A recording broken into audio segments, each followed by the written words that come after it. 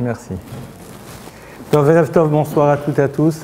Khatima Tova, comme on dit, une bonne signature. On va bien sûr ce soir développer la thématique de Kippour et plus particulièrement donc s'arrêter sur la notion du pardon. On sait que Yom Kippourim, le jour des expiations, Kapara, le pardon, ça veut dire quoi? Qu'est-ce qui se passe? Qu'est-ce qui se joue? Et tout d'abord, on va se rappeler d'un texte du Talmud qui nous dit la chose suivante. Amar Rabbi Akiva a dit, Rabbi Akiva est donc un des maîtres les plus célèbres du Talmud.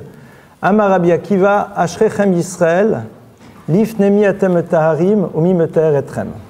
Il dit Ashrechem, soyez heureux, Israël, peuple d'Israël, devant qui vous vous purifiez et qui vous purifie.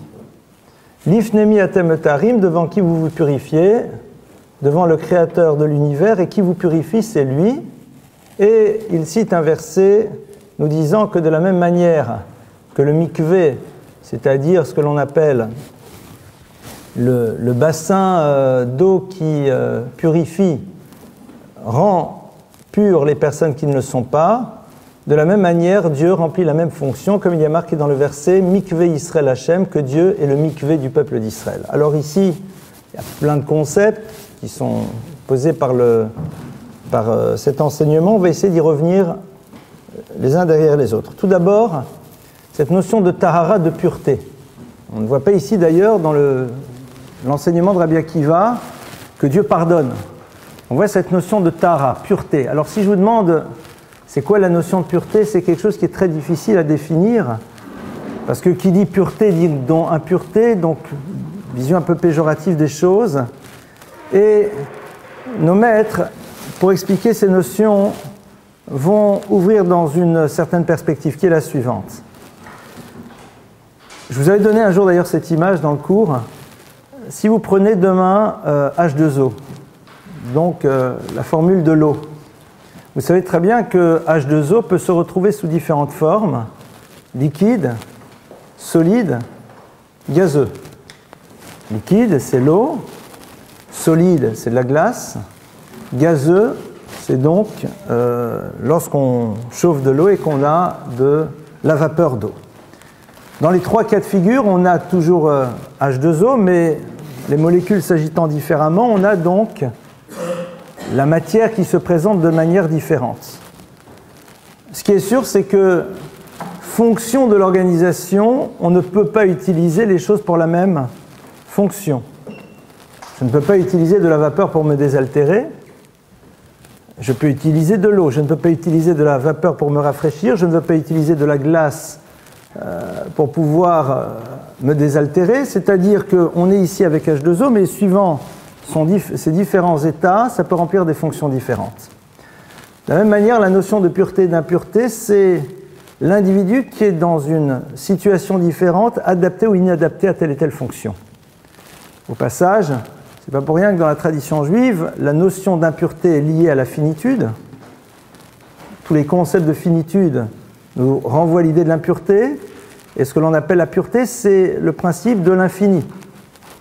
C'est pour cela que la mort amène l'impureté. C'est pour cela que lorsqu'une femme a son cycle, elle a, donc c'est ce qu'on appelle une impureté. Donc on enlève d'ici cette connotation très péjorative du terme, parce que c'est vrai que le mot impur, c'est lourd, c'est très péjoratif en langue française, alors que c'est pas du tout ça. C'est que dans les deux cas, c'est la notion de l'infini qui s'arrête. La vie s'arrête, et dans l'autre cas, dans le féminin, c'est une vie impossible qui n'a pas émergé. Et donc, on est à ce moment-là dans un état, et la pureté, c'est se remettre dans l'univers de l'infini. Et au passage, c'est la raison pour laquelle, lorsqu'un homme émet sa semence, eh bien, comme elle ne va pas concevoir la plupart du temps, et surtout si elle est mise juste comme ça, il y a aussi une notion d'impureté, parce que c'est un monde des possibles que l'on ne fait pas aboutir. Et à aucun moment on y voit ici une connotation péjorative et négative. On ne pouvait pas rentrer par exemple dans le temple de Jérusalem dans un état d'impureté parce que le temple c'est le lieu de contact particulier avec le principe de l'infini et du divin. Donc c'est pour ça qu'il fallait à un moment se retrouver dans ce qu'on appelle le mikvé. Mikvé qui vient de la racine kavod qui veut dire espoir, espérance. Le mikvé c'est au fond la possibilité de se projeter dans un futur qui nous semblait terminé. Le mikvé, c'est de l'eau de pluie à la base, donc quelque chose qui a priori disparaît mais réapparaît à nouveau, parce que c'est le cycle. C'est pour cela que c'est le mikvé qui, en effet, réintroduit l'idée de la pureté pour nous dire, voilà, on recrée quelque chose, on reva de nouveau vers la dimension de l'infini. Lorsqu'on est dans l'univers de la Torah, il y a ce que l'on appelle les mitzvot, les commandements. Or, le terme mitzvah, et je pense que je vous l'ai aussi expliqué un jour, renferme à l'intérieur de lui le nom de Dieu. Comment cela ? Le nom de Dieu s'écrit avec 4 lettres. Yud, He, Vav et puis He. Ce sont les 4 lettres, d'accord, du nom divin. En tout cas, d'un des noms divins, mais on va prendre celui-là comme étant le nom divin par excellence. Dans le mot mitzvah, que l'on traduit par commandement, vous avez présent les 2 dernières lettres du nom de Dieu. Puisque le nom de Dieu, donc, c'est la lettre Yud, la lettre He, Vav et He. Donc rappelez-vous, Vav, He, 2 dernières lettres du nom de Dieu, et mitzvah, mitzvah c'est 4 lettres, mitz, mem tzadé, et puis les 2 dernières, Vav, He. Donc les 2 dernières lettres du mot mitzvah, qui veut dire commandement, correspondent aux 2 dernières lettres du nom de Dieu. Vous avez, dans les principes de lecture de l'alphabet hébraïque et des mots, ce que l'on appelle le concept du hatbash. Alors, très rapidement, je vais vous dire de quoi il s'agit. C'est la première lettre de l'alphabet hébraïque, on lui prend comme correspondance la dernière lettre. La première lettre étant la lettre Aleph, la dernière lettre étant la lettre Tav. Donc on dit hat, c'est-à-dire qu'on peut permuter, et donc dans un mot, on peut s'amuser à remplacer la lettre par celle qui lui est sa correspondante dans l'alphabet. Première avec la dernière, seconde avec l'avant-dernière, troisième avec l'avant-l'avant-dernière. Vous avez compris comment ça fonctionne, c'est simple. Quand vous faites le système du hatbash, c'est-à-dire donc quand vous prenez une lettre et sa correspondance en face, la lettre mem et la lettre tzadé correspondent respectivement à la lettre yud et à la lettre he. Ce qui veut dire que le mot mitzvah, qui veut dire commandement, possède à l'intérieur de lui les 2 dernières lettres du nom de Dieu, le vav et le he, qui sont visibles, et dans les 2 premières lettres, le mem et le tzadé, vous avez présent aussi les 2 premières lettres du nom de Dieu, mais avec le concept du hatbash. Quand vous faites la correspondance entre le mem et le tzadé, vous obtenez le yud et le he. Pourquoi ? Je ne vous l'expliquerai pas maintenant, ça serait un cours en tant que tel. Au passage, une parenthèse, pour ceux qui font un peu de Kabbale dans ce cours, n'est-ce pas ? Vous savez parfaitement que quand on lit des textes de la Kabbale, il y a des mots incompréhensibles. Or, ces mots, en vérité, ne sont pas du tout incompréhensibles, ils sont souvent construits sur le système du hatbash. C'est-à-dire que vous allez lire des mots qui ne veulent rien dire. En vérité, jouez avec les correspondances et vous allez voir qu'on obtient un certain nombre de mots. Pourquoi ils sont construits de cette manière ? Ceux qui connaissent la Kabbale ici le savent et ceux qui ne connaissent pas ne le savent pas. Et comme je fais partie de ceux qui ne savent pas, donc je ne peux pas vous expliquer pourquoi, mais ça fonctionne comme ça. D'accord ? Donc le terme de mitzvah, qui est commandement, vis-à-vis duquel justement il y a la problématique de la transgression et donc du pardon, renferme à l'intérieur de lui le nom de Dieu. Pourquoi ? Le mot mitzvah vient aussi d'une autre racine qui est tzavta. Tzavta veut dire aller avec, on dirait en bon français, aller de concert. Lorsqu'on dit que 2 personnes vont ensemble, mais encore plus que le ensemble de la chanson de Goldman, c'est le ensemble vrai, quoi, hein, pas l'ensemble de l'ambiance, ensemble avec l'autre, véritablement, eh bien on dit qu'ils vont betzavta. Ils sont vraiment ensemble, les 2 ensemble. Et donc, le terme de mitzvah nous renvoie à l'idée que le commandement, que ça soit dans le rapport à Dieu ou dans le rapport à l'autre, c'est le vecteur qui crée le lien permanent entre l'individu et le Créateur. Ce n'est pas juste un lieu de rencontre, c'est un cheminement qui se fait avec lui. Dès le moment où il y a donc transgression, il y a donc rupture. C'est-à-dire, on met de côté l'élément qui est le support de ce lien que l'on a avec le Créateur de l'univers. Et donc, à ce moment-là, puisqu'il y a rupture, il y a donc distance avec ce qui est le principe de l'infini, c'est-à-dire Dieu, et on rentre dans quelque chose qui est le contraire de l'infini, c'est-à-dire le fini, la mort, et donc on est dans un problème d'impureté. Et c'est ce qui nous permet donc de comprendre l'enseignement de Rabbi Akiva. Rabbi Akiva nous dit « Soyez heureux, peuple d'Israël, qui le jour de Kippour vous vous purifiez ». Alors c'est vrai que ça fait très fun, c'est sympa la purification, mais si on s'arrête 2 minutes, on va dire « non, pourquoi de purification ? Soyez heureux que Dieu vous pardonne ». Non, non. La notion de pardon, en vérité, c'est autre chose et on va l'aborder. Mais en premier lieu, lorsqu'il y a transgression, c'est-à-dire lorsque l'individu ne se saisit pas de ce qui lui permet d'être en lien avec le Créateur, il y a donc rupture avec cette notion d'infini, donc confrontation à la finitude, à la mort, et à partir de cela, donc l'impureté, et donc on va devoir parler de pureté. Par transgression, je ne parle pas juste des commandements tels qu'on les voit de manière générale, c'est-à-dire le Shabbat, la Kashrut, les Téphilines ou autres, mais c'est à chaque moment l'interrogation que l'on fait qui est comment Dieu me demande de fonctionner à ce moment de ma vie. Et sur chaque moment de ma vie, eh bien, je suis concerné par la mitzvah parce que si vous êtes en lien, vous êtes donc en conscience et donc vous posez la question de savoir la lecture que l'autre fait de la manière dont vous êtes. Si je ne suis pas en lien, alors à ce moment-là, je ne suis pas obligé de penser la manière dont l'autre voit, la manière dont je me conduis. Et donc ça veut dire que l'autre n'existe pas. Vous verrez tous un jour dans vos relations de couple que quelqu'un va vous dire « mais je n'existe pas pour toi ». Vous dire pourquoi ? Parce que regarde comment tu te comportes alors que je suis là. Non mais à côté je t'offre plein de cadeaux. Je fais plein de fois la synagogue vis-à-vis de Dieu. Non mais je n'existe pas. Pourquoi ? Puisqu'à un moment tu me montres bien que je ne suis pas présente au regard de la conduite que tu peux avoir. Si tu étais véritablement conscient de ma présence, tu ne pourrais agir de cette manière. Tu es conscient de ma présence peut-être parfois, mais tu n'es pas conscient de ce que je suis réellement, parce que si tu réalisais ce que je suis, tu ne pourrais pas t'imaginer fonctionner de cette manière. Et donc c'est au fond ça, l'univers de la transgression. L'univers de la transgression, c'est le moment dans lequel on est en rupture. Et comme on est en rupture avec cette dimension d'infini, donc on rentre dans l'univers de l'impureté, et donc, l'enjeu numéro 1 de Kippour, ça va être quoi ? Ça va être de recréer le contact.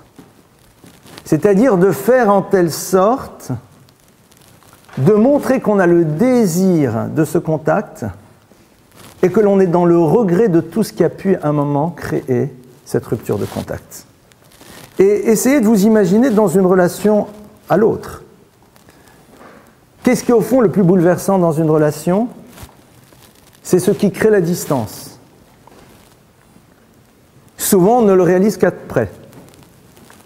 Et ce qui nous embête, c'est que certaines choses ont généré de la distance.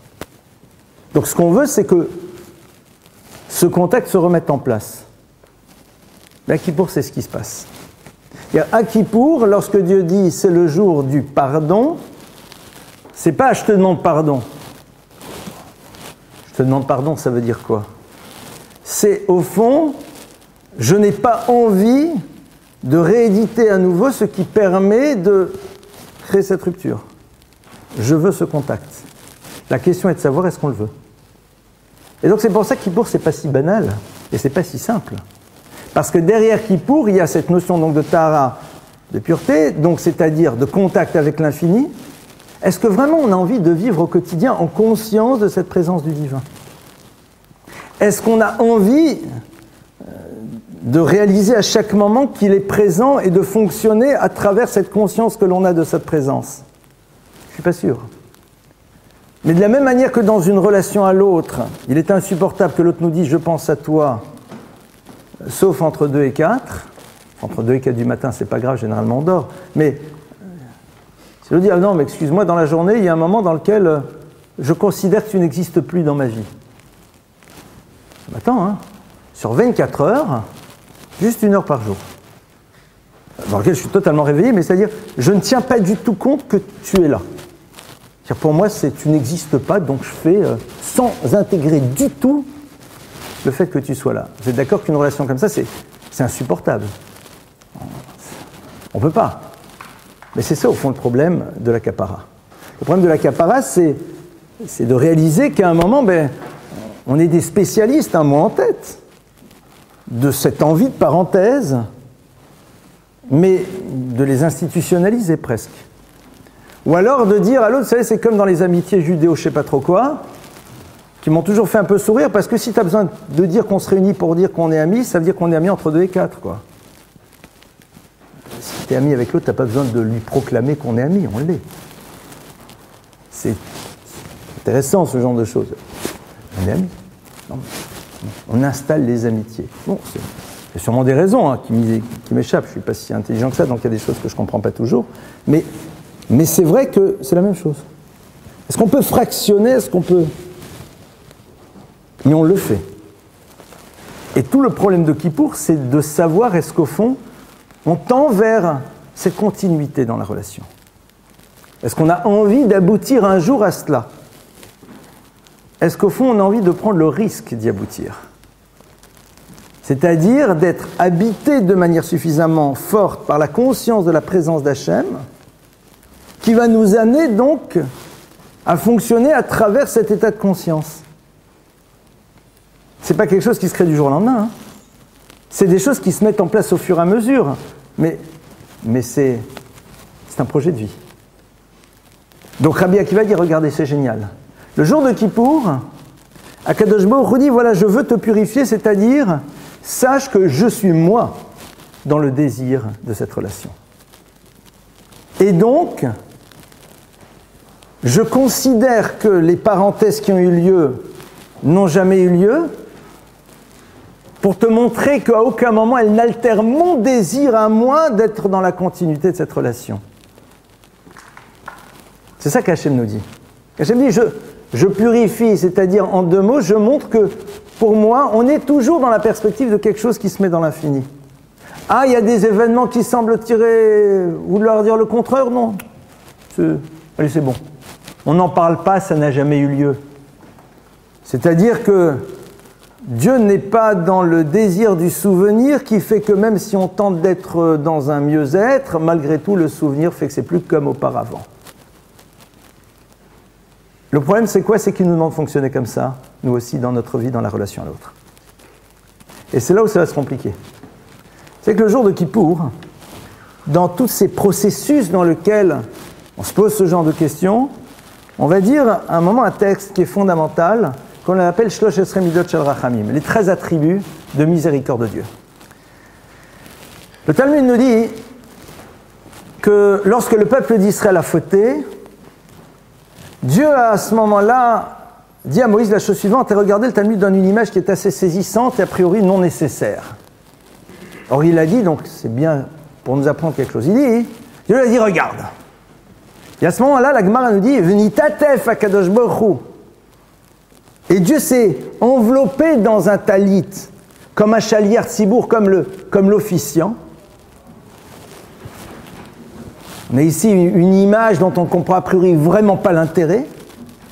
Et il lui dit, Imta sous le fanaï kaseder azé, si vous faites devant moi comme ce truc-là, je vous pardonne.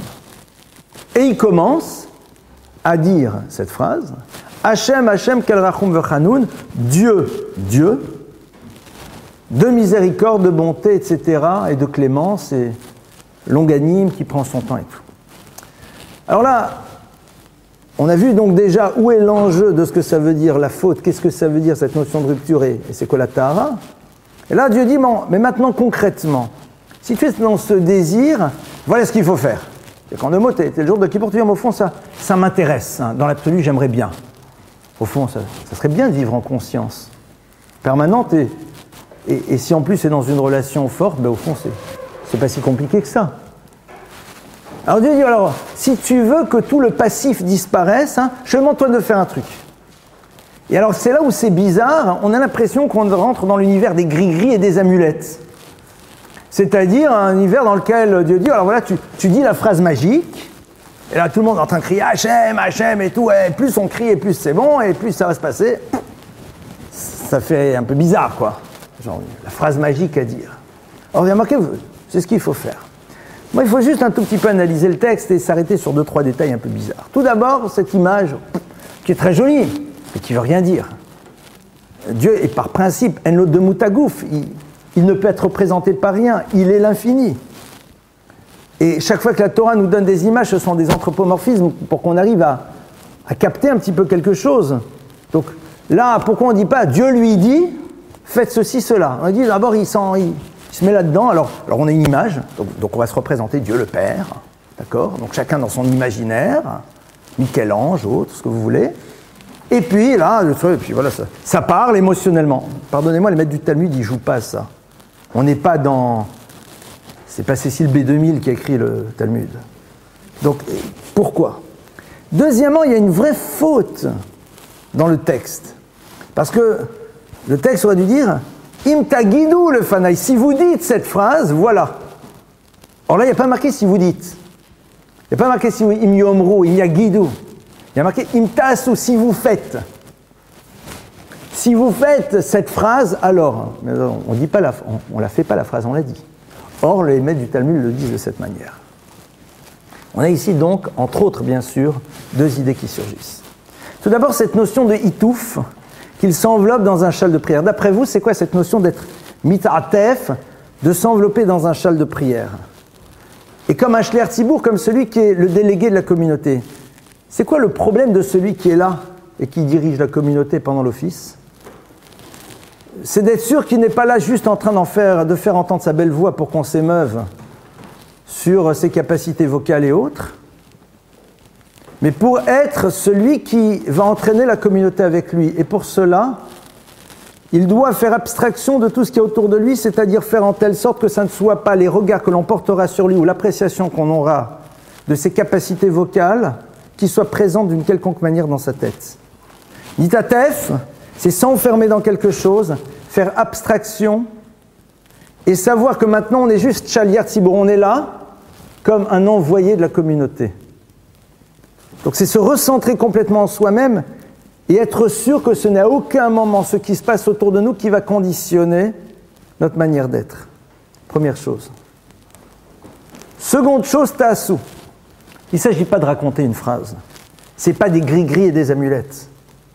Im ta'assou, c'est-à-dire si vous êtes capable, vous aussi, disent nos maîtres, d'être ce que cette phrase veut dire dans votre vie. Et je commence juste par les 2 premiers mots. Cette phrase commence par la répétition du terme Dieu. Hachem, Hachem. Dieu, Dieu. Ce n'est pas pour faire un effet stylistique. Dieu, oh Dieu. Non. Hachem, on ne s'amuse pas avec le nom de Dieu. Hachem, Hachem, dit la Gemara, disent les maîtres du Talmud. Ani Hachem kodem achet, ani Hachem achare achet. Je m'appelle Hachem avant la faute, je m'appelle aussi Hachem après la faute. Traduction. Dieu dit, la dimension particulière que j'attends de vous, c'est que vous soyez capable d'être le même avant et après la faute que l'autre a pu commettre vis-à-vis de vous, dans la mesure où il a ce désir de se repentir, parce qu'il réalise que cette transgression et cette faute a créé de la rupture et de la distance.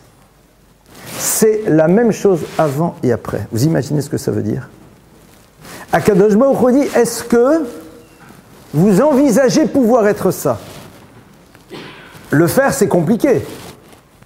Mais est-ce qu'au fond, dans l'idée, ça... c'est dans le domaine du why not? Pourquoi pas? Et peut-être qu'au fond, il y a un travail à faire pour accéder à cela. Traduction, est-ce que pour toi, être capable de rétablir le même regard sur l'autre avant et après la faute est quelque chose que tu aimerais pouvoir atteindre dans la mesure où l'autre t'a demandé sincèrement et authentiquement, comme toi tu le fais vis-à-vis de moi, dit Dieu, pardon. Parce que c'est sûr certain que si l'autre me dit, nananer, et je te ferai la même chose, on ne parle pas de ce cas-là. Et Hachem dit, voilà, toi tu es face à moi et tu dis que tu es dans le regret d'avoir fait un certain nombre de choses qui ont créé des ruptures. C'est-à-dire, traduction, tu ne veux pas de cette rupture. Elle ne t'intéresse pas.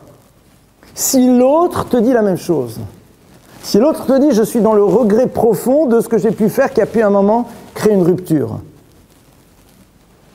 et qu'au plus profond lui-même il le regrette, et que toi tu es prêt, est-ce que tu es prêt à lui dire « ok », c'est-à-dire je te porte le même regard après, parce que notre histoire sera la même ensemble, j'en sais rien. En dehors d'une relation amoureuse, elle pourrait, oui. Est-ce que tu es prêt? Est-ce que tu en as envie? Est-ce que c'est dans ton domaine de possible? Pas est-ce que tu y arrives, parce qu'y arriver, c'est difficile. Mais au fond, ça t'intéresse ou pas? Est-ce que ça serait bien? Voilà ce qui nous est demandé. Et l'accaparat, le pardon, c'est ça. C'est-à-dire enclencher un processus qui nous permet d'avoir ce désir de pouvoir avoir envie qu'un jour peut-être on puisse être Hachem, avant et après. Imta sous le fanaï. Dieu dit voilà. Mais pour cela, il faut mettre de côté l'univers qui est autour de nous. L'univers qui te dit ouais, t'as vu ce qu'il t'a fait, lui pardonne pas. Si tu lui pardonnes, c'est que t'es un faible. Ouais, sois un mensch. Tous ceux qui sont bouleversés par cette capacité de se dépasser que l'on va mettre en place quand on sera capable de pardonner. Parce que l'univers autour de nous ne supporte pas cette capacité puisqu'elle le renvoie à son incapacité. Le rabbi de Tzanz, pendant la Shoah, était à Auschwitz. Il a perdu là-bas son épouse et ses 11 enfants. Et il s'en est sorti par miracle, comme tous ceux qui s'en sont sortis. Et le rabbi de Tzanz, un jour, s'est retrouvé pas loin de mourir lui aussi. Et il a fait le vœu, il a dit, si un jour je m'en sors, je construirai un hôpital en Israël. Israël qui n'existait pas encore, enfin c'était les prémices, quoi. Je construirai un hôpital dans lequel on soignera tout le monde, quoi. Et en effet, le rabbi de Tzanz a survécu, et vous connaissez sûrement, au moins de réputation, l'hôpital Laniado à Netanya, qui a été créé par ce rabbi. Alors bien sûr, tout le monde pose la question, il dit, mais un rabbi chassidique, on va dire, si je m'en sors, je crée la yeshiva, la synagogue, enfin je sais pas, quoi, des trucs un peu plus rabbi, un hôpital. On lui a posé la question, mais pourquoi? Le Tzanz Rabba dit la chose suivante. Il a dit, quand vous êtes dans une situation comme à Auschwitz, vous pouvez tomber malheureusement dans une haine de l'autre. Et cette haine de l'autre, si elle se perpétue par la suite, elle est à l'origine de toutes les catastrophes. Alors j'ai décidé de faire quelque chose dans lequel l'autre, quel qu'il soit, je lui apporterai, en créant un hôpital. Pour ne pas tomber dans ce piège. Pour ne pas me retrouver dans cette rupture que je ne veux pas avoir, mais que j'aurais pu avoir au regard de la situation que j'ai vécue. Ça veut dire quoi? Ça veut dire que c'est quelque chose qui est un état construit. C'est pas quelque chose qu'on ressent ou qu'on ressent pas. C'est quelque chose qu'on décide d'installer. C'est un choix.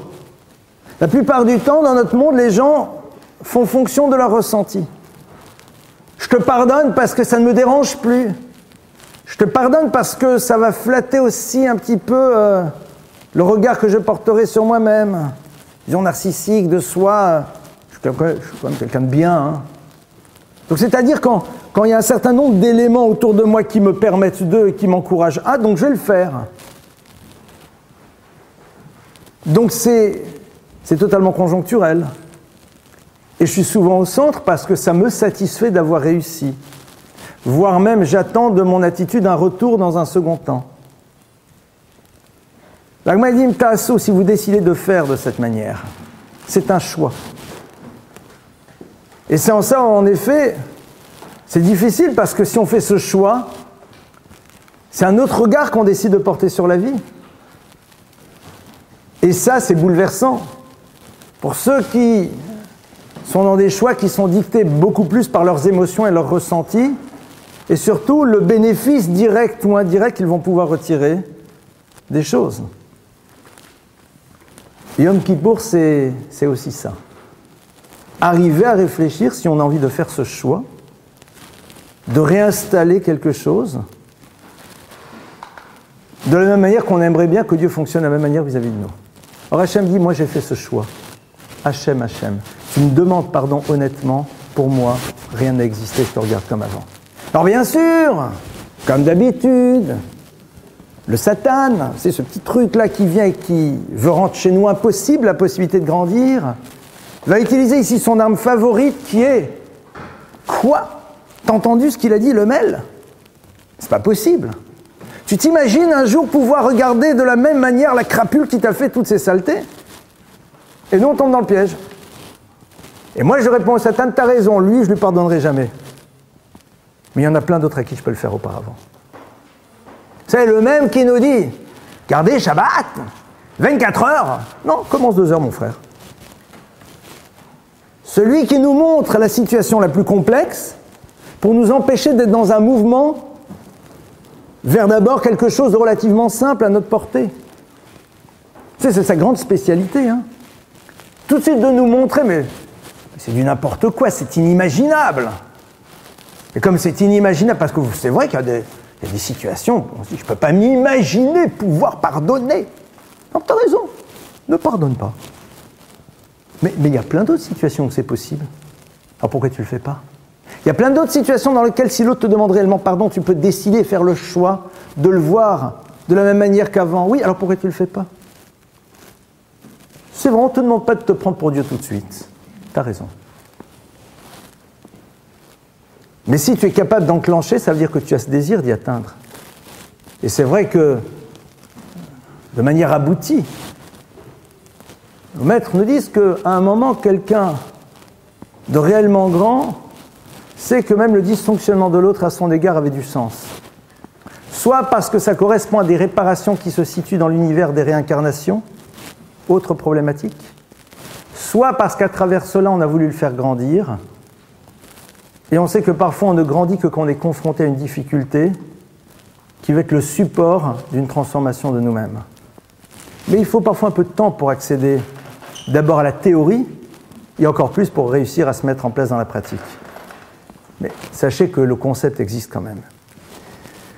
Ça va être donc un autre point sur lequel on va nous proposer de réfléchir. Maintenant, je voudrais me livrer un petit exercice avec vous, si vous le voulez bien. Là, on va faire une analyse de texte. Vous savez que le jour de Kippour, donc on va se retrouver à la synagogue et puis on va à un moment se battre la coulpe. On va dire al-chet, sur la faute que j'ai fait, sur la faute que j'ai fait. Alors, la chose difficile, c'est que d'abord, moi l'année dernière, je l'ai dit, et entre vous et moi, il y a certaines choses que j'ai dit l'année dernière, malheureusement, il faut que je les redise cette année parce que je me suis replanté de la même manière, plus ou moins. Donc il y a quelque chose d'un peu désespérant. Hein. En effet. Mais dans la tradition juive, le désespoir n'existe pas. Parce que ce qui intéresse au fond Dieu, c'est de savoir est-ce que cette année, j'ai quand même essayé de me battre contre moi-même. Bon, j'ai perdu, mais je me suis battu, c'est pas mal. On donne une image très simple dans l'univers de la chassidoute, on dit, c'est l'histoire d'un bonhomme qui veut faire un grand trou. Qui va avoir un beau trou pour pouvoir après mettre un beau puits. Il commence à faire bien. C'est simple, hein, la terre, tout. Puis ça y est, il a quasiment, il est heureux. Puis il revient un quart d'heure après, pouf, toute la terre qui était sur les côtés est retombée dedans. Oh là là, il est désespéré, il recommence. Rebelote, et rebelote, et rebelote, et rebelote. Ah, il est là, il dit, j'en peux plus. Le maître de la chassidoute lui dit, non mon frère, tu dois remarquer un truc. C'est que la première fois, c'était dur parce que la terre était dure. Il fallait la morceler. La 7e, 8e fois, cette terre, c'est presque du sable. Tu n'as pas remarqué que tu n'as plus besoin de taper fort, il te suffit juste d'enlever. C'est-à-dire que oui, en effet, tu es retombé dans le truc. Mais là où auparavant, il te fallait 2 mois pour te relever, là, tu le fais en 15 jours. Et puis un jour, tu te rappelleras qu'au fur et à mesure que l'on enlève, il faut étayer les parois et puis après, tu passeras à autre chose. Et nos maîtres disent que c'est ça. C'est-à-dire que dire les choses et se retrouver à nouveau dans la même situation plus ou moins que l'année dernière, Ça peut être un peu angoissant, mais en même temps, il y a des avancées qui ont eu lieu parce que des bagarres ont été là, qu'on a perdu parfois peut-être, mais qui ont au moins dénoté notre désir d'être dans un mieux faire. Or, Dieu ne fonctionne pas comme nous. Et nous devrions normalement fonctionner comme lui. Akadosh Baruch Hu n'est pas sans arrêt en train de dire « Mais concrètement, hein, tu l'as pas fait !» Dieu regarde tout ce que tu as essayé pour pouvoir y accéder. Et il dit « Bon, mais après ça n'a pas marché. Mais qu'est-ce que tu t'es battu ?» Vous savez, c'est la base qui fait grandir un enfant. Quand il dit bah, « Écoute, en tout cas, tu t'es vraiment battu. » Bon, après... J'aime bien raconter cette histoire très personnelle, que je vous raconterai à personne. Hein. Un jour, un prof est venu, j'étais en CM2, il m'a dit « Élie, bravo, tu as eu 0 à la dictée, mais tu n'as fait que 14 fautes. » Eh oui. Et il m'a expliqué qu'il était tellement fier de moi qu'au lieu de mes 27 fautes habituelles, je n'en avais fait que 14, mais je me suis battu. Passer de 27 à 0, c'est un peu compliqué. Donc il n'allait pas me mettre une bonne note. Hein. Et concrètement, le barème faisait que. Et de manière curieuse, depuis ce jour-là, la relation que j'ai eu à l'orthographe était différente, ce qui m'a permis d'écrire par la suite. Je ne sais pas s'il réalisait ce qu'il me disait, je pense que oui. Et il m'a dit, mais qu'est-ce que tu t'es battu? Bon, c'est vrai qu'après, là, tu as 0. Parce que bon, 14 fautes, c'est quand même 0. Mais... Quelle bataille! Quelle bataille! Et c'est ça qui est extraordinaire. Akadosh Baruch Hu, lui, fonctionne de cette manière. Il regarde et il dit, mais oui, c'est vrai, mais qu'est-ce que tu t'es battu? Si tu t'es battu, ça veut dire que c'est important. Mais c'est génial. Maintenant, après, on ne devient pas un ange du jour au lendemain. Imaginez qu'on fasse comme ça dans la relation à l'autre, ça serait génial. Mais on a été habitué à ce que la génération Jeux Olympiques, quoi. C'est pas le dépassement de soi qui est important, c'est de savoir qu'on était le meilleur par rapport aux autres. Bon, bah alors, ok. Donc on a transposé. Or, un enfant, on sait que c'est pas une note, mais un adulte aussi, quoi.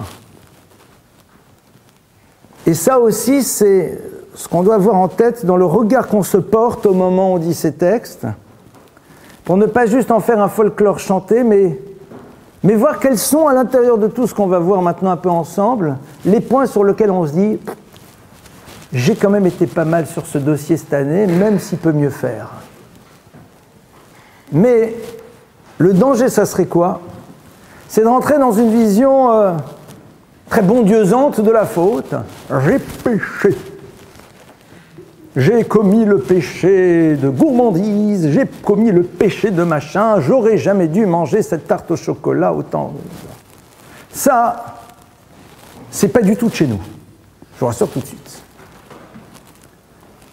Regardez ce qu'on va dire. On va dire en intro cela. Ata yodea razeh olam v'talumot sitrei kol chai. Tout d'abord, vous savez que le moment où on se tape sur la coulpe, on le fait tous ensemble. C'est-à-dire qu'en 2 mots, il n'y a pas les bons et les moins bons. On est tous dans la même histoire. Après, toi, tu es dans cette problématique, toi dans celle-là, etc. Ça, chacun entre lui et lui-même, il est au courant. Mais globalement, si on le dit tous ensemble, c'est qu'au fond, on fait partie du même club. Et encore heureux, sinon, on vivrait avec des anges. Ata yodea razeh olam v'talumot sitrei kol chai. On dit à Dieu, toi, de toute façon, tu connais ce qui se cache au plus profond de l'être. Le psychanalyste, il connaît la surface. Tu sais ce qui se cache au fond. Tu rentres en profondeur, rien ne t'est caché, et c'est la raison pour laquelle, que ce soit un effet de ta volonté, que tu pardonnes à toutes nos fautes. Quel est le rapport entre la première partie et la seconde partie? Tu connais les secrets des cœurs, etc. et tout. Donc il n'y a pas marqué « tu connais mes dossiers ». Non, tu sais ce qui est. Traduction. Biotra yodea pnimiut chorshechataim lachem tislach lanu kasher nidvad ala shorashim. Parce que toi, tu sais parfaitement bien ce qui est à la racine de la faute. Alors, c'est évident que tu sauras nous pardonner quand nous-mêmes nous allons essayer de comprendre ce qui est à la racine de la faute. Et c'est là où on va commencer à travailler un tout petit peu ensemble. Parce que sinon, on en aurait encore pour 1 heure. On va juste prendre quelques éléments. Tout d'abord, Al-Khat Shechatanu le Fanecha, on dit sur la faute que nous avons fait le Fanecha devant toi. Donc déjà, la terminologie est curieuse. On dit à Dieu. Le drame, c'est quoi? C'est qu'on est en face de toi et qu'on n'a pas eu de problème. Sur la faute qu'on a faite face à toi. C'est comme le parent qui dit non mais tu sais que je suis là, tu as vu ce que tu es en train de faire. Donc déjà, le Fanecha, on est devant lui, il n'y a pas de problème, laisse-moi vivre. On sait combien ça met en rage les parents quand un enfant ne mange pas comme il faut en sa présence. Je suis devant toi. Donc déjà cette phrase-là, c'est pour nous remettre un peu dans le contexte. Et réaliser qu'au fond, on est face ici à la génialité de l'amour de Dieu vis-à-vis de nous. C'est-à-dire qu'il ne dit pas, mais attendez, qu'à la limite tu fasses ton truc planqué, mais tu es devant moi et tu le fais, ça va pas. Il dit, c'est pas grave. Mais tu es d'accord que c'était devant moi, hein? Ouais. Tu es d'accord que j'étais là? Ouais. Bon. Maintenant on va y aller. Mais il n'y a pas de problème. J'ai envie. J'ai fait le choix de Hachem, je le veux. Parce que j'aurais été intéressé au fond, parce que comme un parent, il n'a qu'une envie, c'est qu'on grandisse. Pas rigolo de punir, si c'est juste pour montrer qu'on est le chef, ça ne sert à rien. Première chose, sur la faute que nous avons fait, Béonès, et Onès, c'est 4 forces majeures. Alors là, on commence fort, nous les Juifs. Sur la faute qu'on a fait dans un cas de force majeure, mais si c'est un cas de force majeure, il n'y a pas de problème. Et là, regardez l'ouverture, c'est une des ouvertures, bien sûr, que donne Rav Dessler.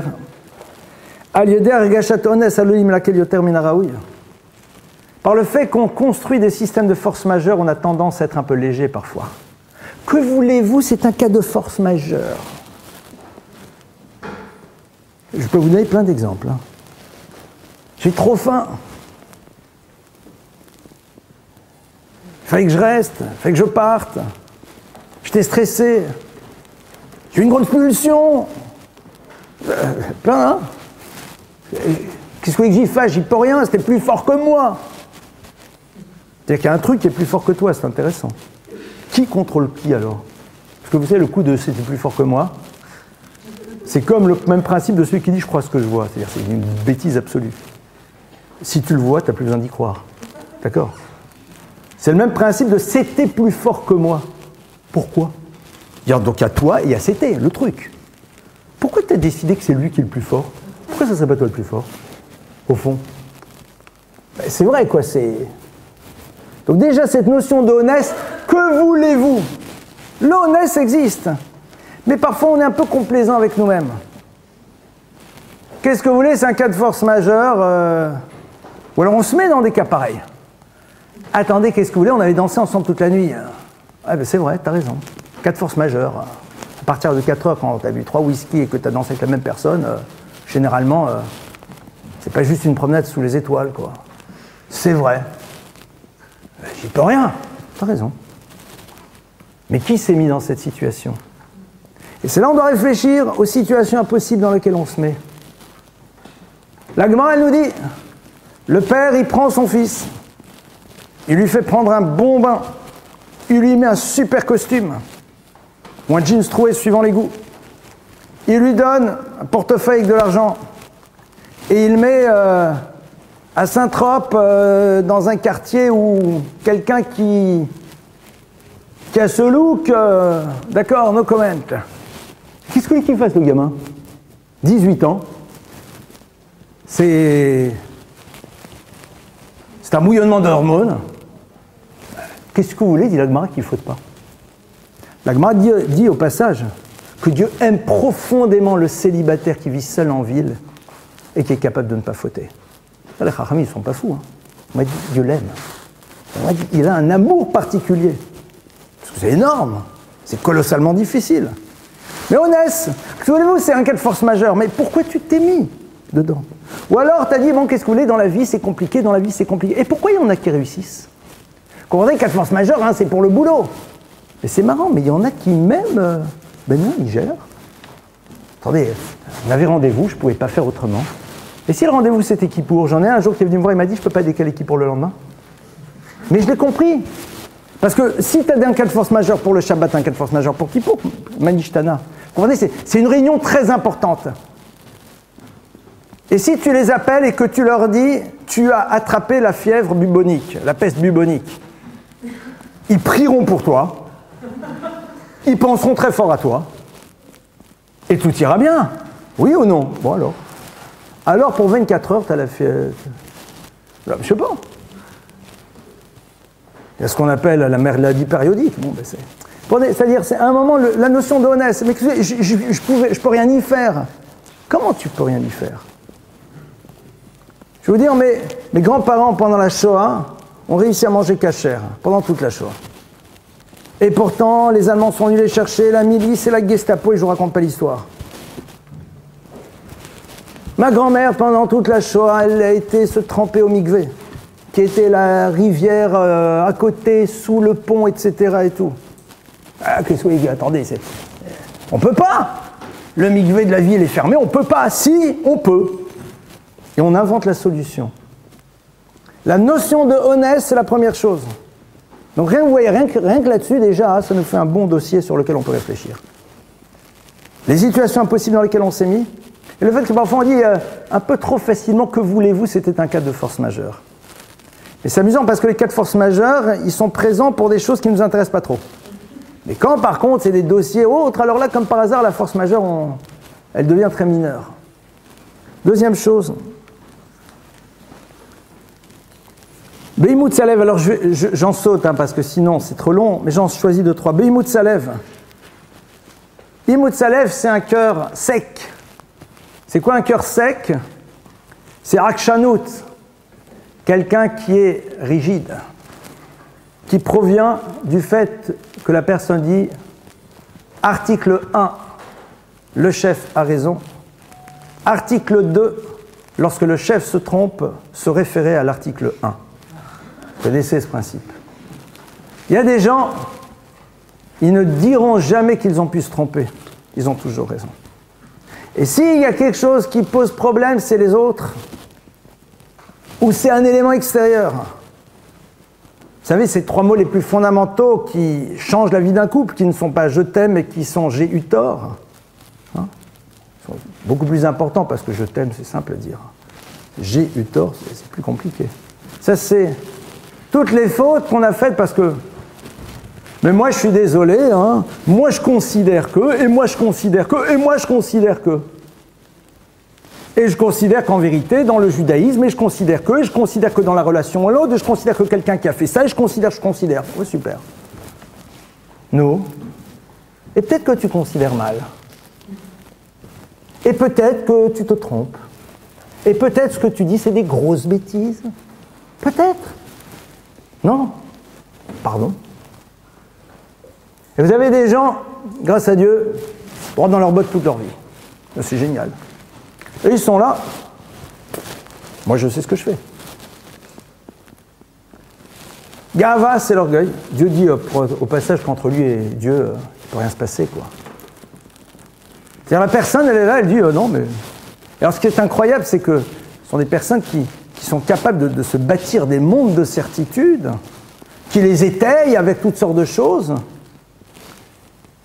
qui ne sont pas prêts d'une quelconque manière à imaginer qu'on peut avoir une autre lecture que la leur. Sauf si c'est un grand chanteur qui a dit autre chose. Alors là, oui, peut-être. C'est amusant de regarder ce qui fait parfois, qui sont ceux qui font changer les gens de vie. Mais ça, c'est un autre sujet. Maintenant, autre chose. Biblidat, faute que l'on a faite sans compréhension. Pourquoi? Le fait qu'on n'ait pas envie de réfléchir et de penser aux enjeux des choses est à l'origine de bon nombre de fautes. C'est quoi l'enjeu? Qu'est-ce qui se joue ici? C'est très intéressant encore plus dans le monde des fautes dans le rapport à l'autre. Parfois on se fâche sur des détails et sur d'autres choses, il est où l'enjeu? Moi je vois ça de manière incroyable dans les bagarres, dans les préparations de mariage, qui sont rarement sur le nombre d'heures que l'on doit consacrer à la préparation spirituelle du couple et de la manière dont on a envie que ça soit la choupa et de quoi on veut. Là, tout ira bien. Par contre, sur la couleur des petits fours, alors là, il va falloir discuter. Là, il va falloir voir sur tel et tel chanteur ou chanteuse, échelle machin, etc., et les percussions de palais. C'est quoi l'enjeu? Dans un cas, on est dans l'univers de l'éternité, de ce qui est le fondement même des choses, et dans l'autre cas, de ce qui de toute façon va être ingéré, les nutriments, on sait où ils vont partir, et le reste, on sait où ça va partir. Il est où l'enjeu? Regardez comment, parfois qu'on n'a pas conscience des enjeux, on se base sur certaines choses, et sur d'autres, on laisse. C'est la base d'ailleurs de toutes les erreurs d'éducation. C'est qu'on confond les enjeux. On se bat pour que il mange le truc. Regardez, il y a un truc très simple, quoi. Attendez, mais il peut pas manger ça, c'est pas bon, c'est pas machin, c'est pas étiqueté comme il faut, etc. Traçabilité. Au pire, il aura un peu mal au ventre. Il viendrait un peu d'imodium. Mais par contre, on n'a aucun problème en tant que parent à leur laisser rentrer toute la poubelle du monde dans l'esprit. Et sans filtre. Et je suis sûr que si demain je vous demandais et je vous proposais quelqu'un qui est capable de faire une opération dans laquelle il vous retire un certain nombre de souvenirs, je pense que nous tous, moi en tête, on lèverait la main, on dirait « je suis partant ». Et pas des souvenirs dans lesquels on s'est pris un coup de poing dans la figure. Hein. De toutes ces images qui, au fond, si on ne les avait pas en tête, qu'est-ce qu'on serait heureux? Qui servent à rien et qui ne font que perturber les éléments essentiels et les moments essentiels de notre vie. Hein, on le sait, hein, à quoi on pense dans la prière de Kippour. Hein. Comme par hasard, il y a les images des trucs qu'on se demande, mais qu'est-ce que ça vient faire là? L'image, elle est là, et elle ressort. Et donc ça, c'est cette notion-là. Chosser Havana, pas vouloir prendre la mesure et réfléchir aux enjeux. C'est quoi l'enjeu de résister à tel et tel regard? C'est où ça se situe? C'est quelque chose qui prend une autre ampleur. On se base sur des détails qui sont l'univers de l'éphémère, et sur ce qui est l'univers de l'essentiel, on dit ça va, c'est bon. Le soir du Seder, on s'angoisse de savoir si le msouki ou les gefilte fish seront à la bonne sauce. Et on est capable d'y réfléchir, alors qu'on n'est pas capable souvent de prendre le temps de se préparer à ce moment dans lequel on va transmettre ce que nos petits-enfants auront besoin d'entendre de nos propres enfants qui un jour, on l'espère, seront parents. Et qui seront parents dans un couple dans lequel des deux côtés on pensera qu'il faut transmettre. Ah là-dessus, hein, combien de temps on prend? Au contraire, vas-y, évacue le dossier, vite, vite. On passe à l'essentiel, au truc qui va finir. Voilà, al-khet. Donc on n'est même pas encore pour l'instant dans l'univers de la transgression, c'est de la grosse avéra, là, le gros truc, là, le gros sandwich au porc, on n'y est pas. On essaye de réfléchir ce qui peut être à l'origine. Et c'est ça qui est très intéressant sur Akadosh Baruch Hu. Au fond, ce qui nous intéresse, c'est de comprendre pourquoi. Qu'est-ce qui fait que c'est intéressant? Parce qu'en comprenant, on commence maintenant à pouvoir travailler sur la racine des choses. Et donc les choses, elles ne sont plus la même chose. Imaginez qu'on décide de travailler cette année sur la réflexion sur, dans des choix, dans des situations, je m'oblige à penser l'enjeu. Quel est le vrai enjeu? Vous ne pouvez pas vous imaginer, quand je dis vous, je suis dedans comme tout le monde. Qu'est-ce que ça change notre vie? Même dans la gestion d'une situation, dans la manière de vivre une situation, dans les forces que ça nous donne pour savoir résister, pour pouvoir développer des choses. Après, on va dire, le mirma. Mirma, c'est aramatatsmo, c'est quand on se ment à soi-même. Vous savez, il y a un verset qui dit la chose suivante, Shiftecha betor mirma, on est tous installés dans notre mensonge. On se la raconte. À un moment, arrêtons de nous la raconter un peu. Le problème, c'est que quand on arrête de se la raconter, on se voit tel quel et on est très angoissé de voir cette image en face dans la glace. On n'a qu'une envie, c'est de recouvrir la glace. C'est pas grave. Et alors? Après, bidouille P sur les engagements que l'on prend pour se rassurer soi-même. D'accord? C'est-à-dire sur les engagements que l'on fait parce que ça nous rassure, mais ça ne provient pas profondément du cœur. Et puis, bon, quelle heure est-il? Voilà. Il y en a encore une vingtaine des comme ça. Je vous en cite encore un ou deux.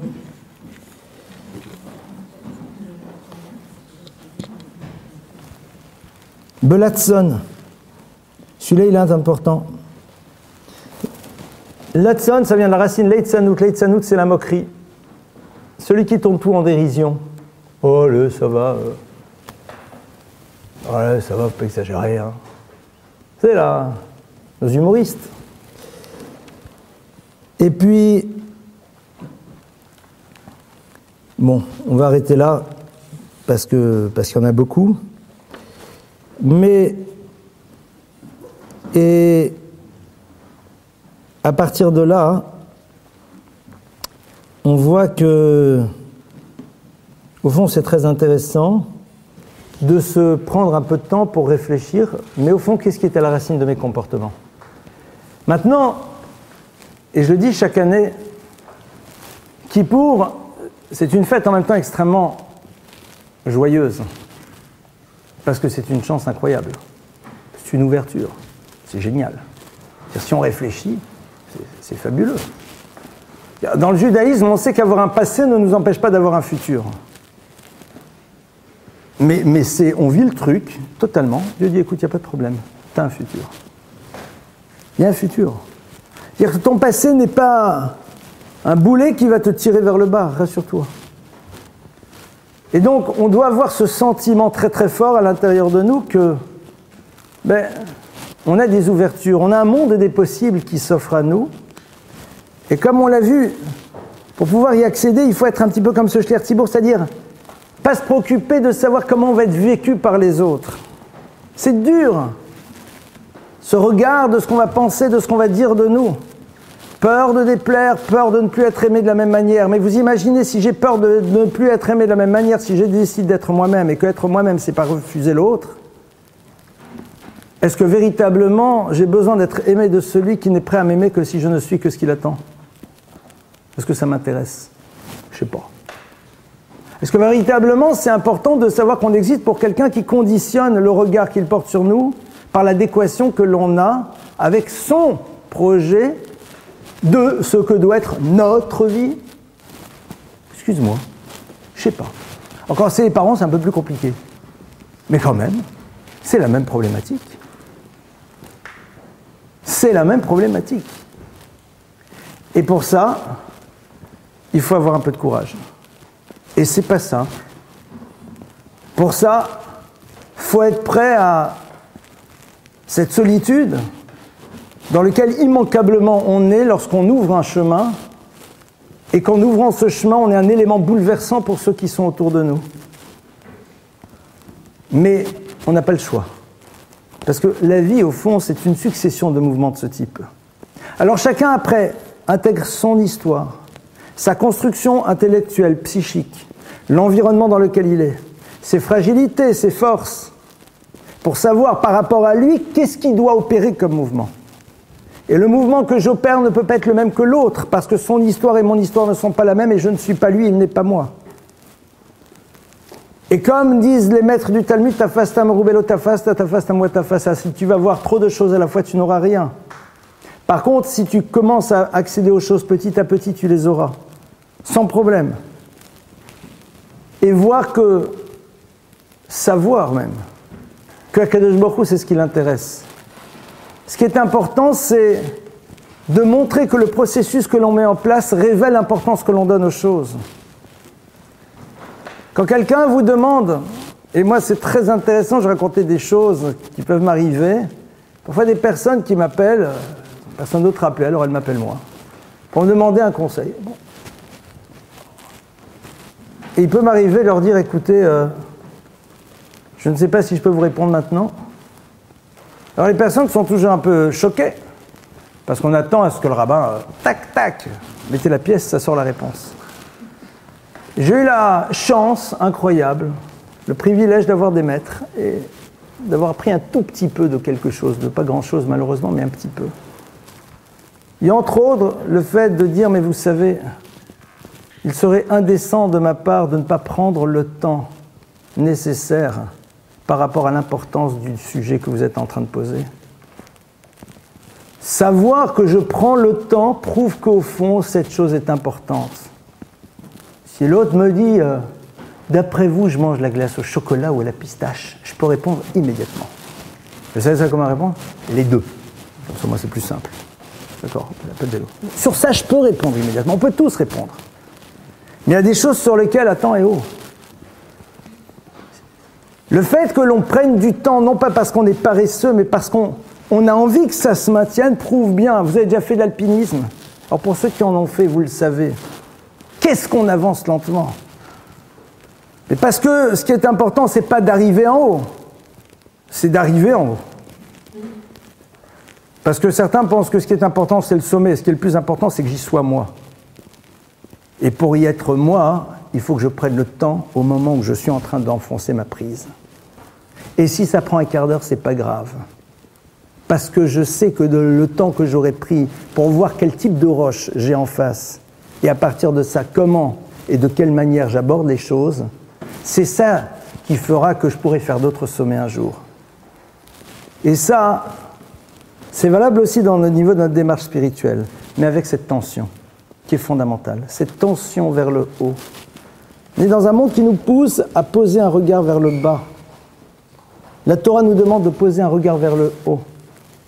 Et je conclus juste avec un enseignement qui commence sur cette parole que Dieu adresse aux deux premiers fauteurs de l'histoire de l'humanité.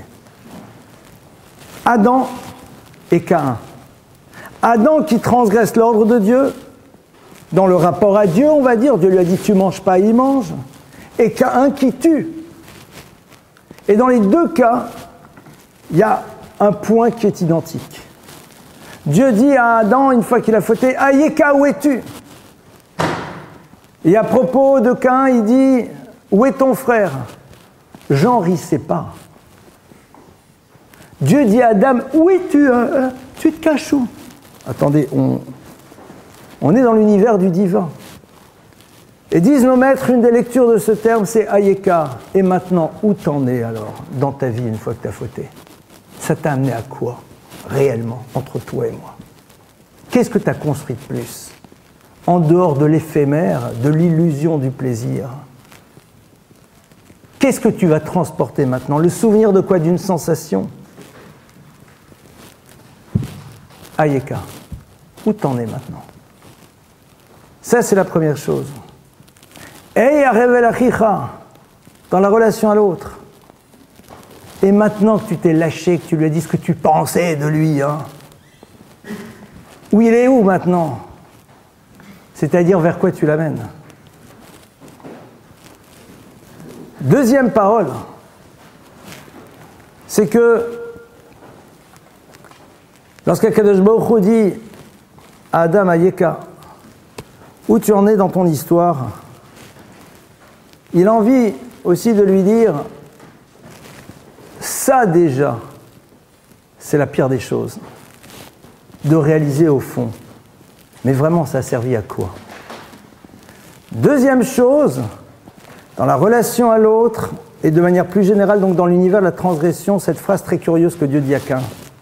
Il lui dit,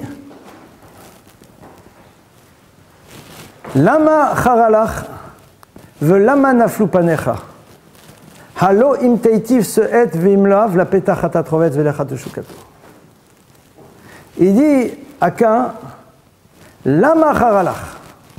Pourquoi charalach?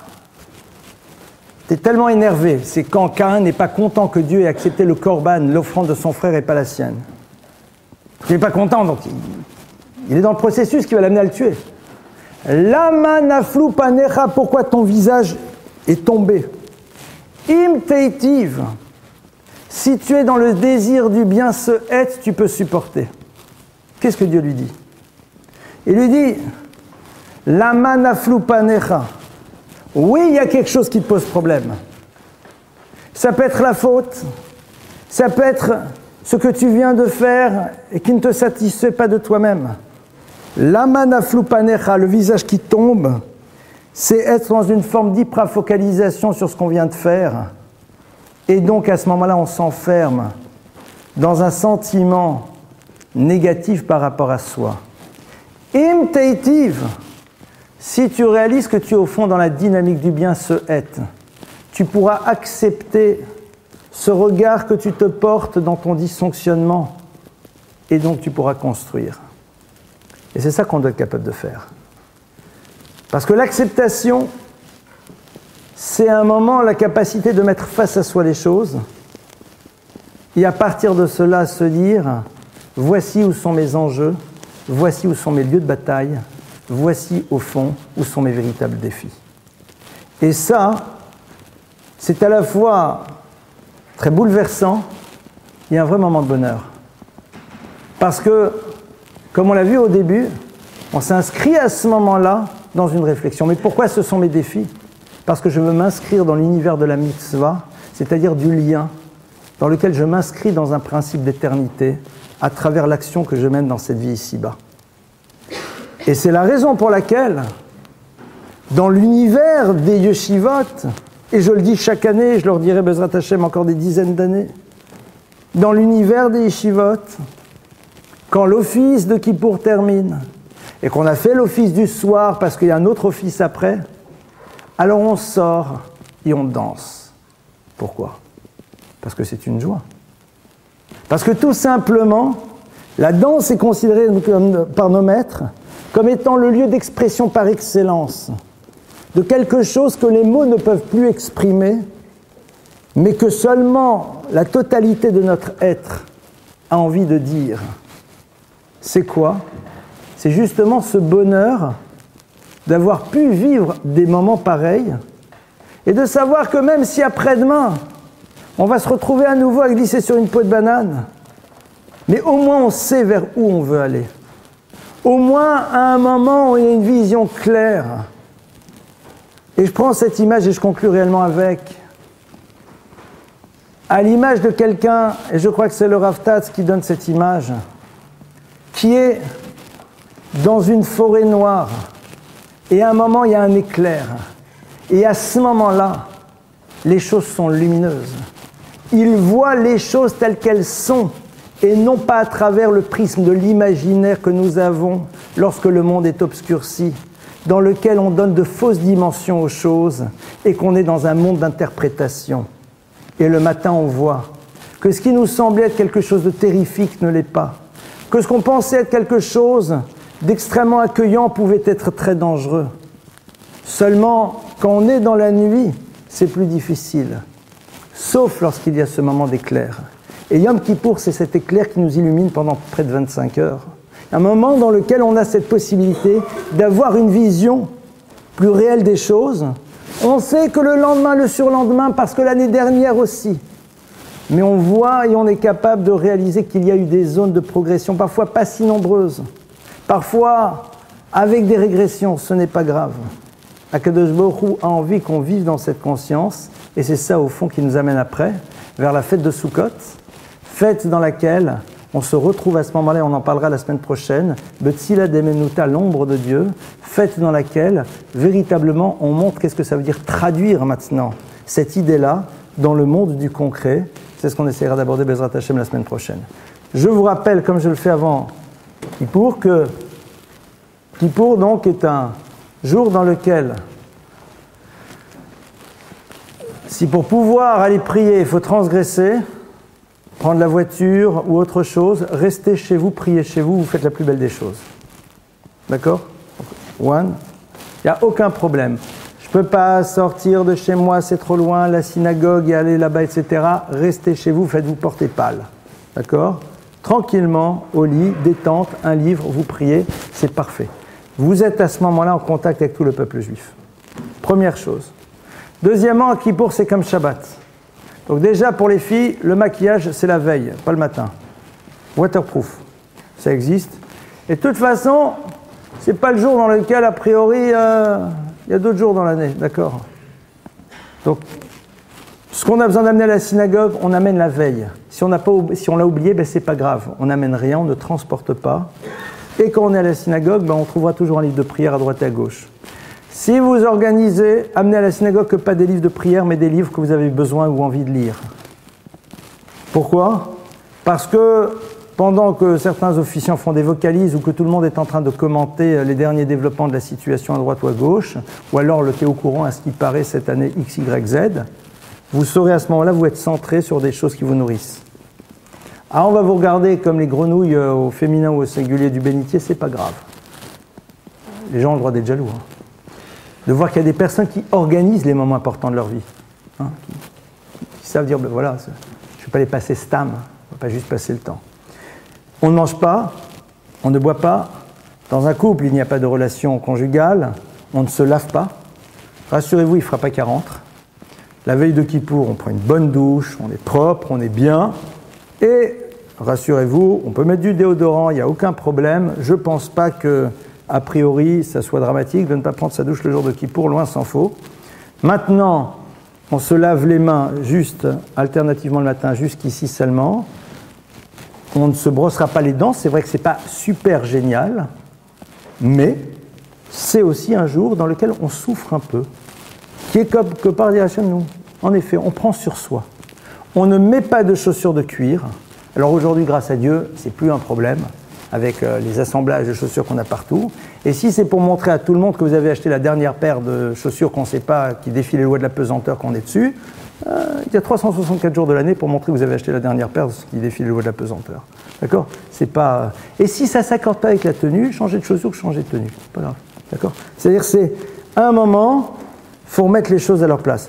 Après, ne vous dites pas, puisque de toute façon, je sais que j'y arriverai pas et que je prendrai la voiture parce que sinon le grand-père, etc. et tout, donc je me détends. Non.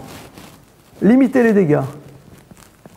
Et bien sûr, on va réaliser que pendant 25 heures, le portable est fermé et qu'au fond, ça fait du bien. Qu'on va s'empêcher d'écouter toutes les médisances et ambiances et ragots du même style. Que si c'est ça qui se passe à la synagogue, il vaut mieux pas y aller. C'est-à-dire, on va essayer un moment d'être quelqu'un qui réfléchit, quoi. C'est pas simple parce qu'autour de nous, c'est pas comme ça que c'était véhiculé. Déjà, c'est extraordinaire. Le jour de Kippour, c'est un aimant. Je suis chaque fois bouleversé. De voir des juifs qui débarquent, on ne sait même pas d'où. Attendez, moi je serais pas du tout pratiquant. Je penserais que c'est plus sympa d'aller à la synagogue le jour de Pourim, quoi. Il y a de l'ambiance. Hanouka, il y a des beignets, tout bishvat, il y a des buffets de fruits. Samedi, il y a un kidouche, il y a un apéro, quoi. Kippour. Et les gens payent leur place pour ça. Ça prouve que la force d'attraction de ce jour dans lequel le juif sait qu'il se joue quelque chose de capital, elle est terriblement présente. Et on est ici donc dans une possibilité d'ouverture, d'espoir. Il faut savoir la vivre. Et même si le jour de Kippour on se plante, faites attention à la force du Yetzirah qui dit « T'as vu, hein, tu t'es planté, nananer, ça ne marchera pas, laisse tomber. Tu m'as eu, je t'aurai. » S'il y a des choses, on tombe, on se relève. Ne pas oublier ça.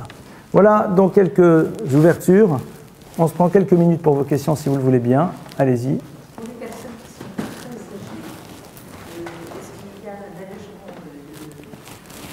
Alors, clairement, s'il y a danger au niveau médical, il y a deux axes. Premier axe, si la personne est dans un état de danger, il faut lui donner à manger. Si elle ne l'est pas, mais elle est à un moment de faiblesse, on lui donne à manger, mais suivant certaines règles. C'est-à-dire, on lui donne par petites quantités pour que ça ne s'appelle pas vraiment manger. Pour ça, il faut appeler un rave, qui généralement se mettra en contact avec un médecin. Mais à partir du moment où la halakha oblige. Mais une personne âgée, chaque personne âgée a son histoire. Et donc, il faut voir au cas par cas.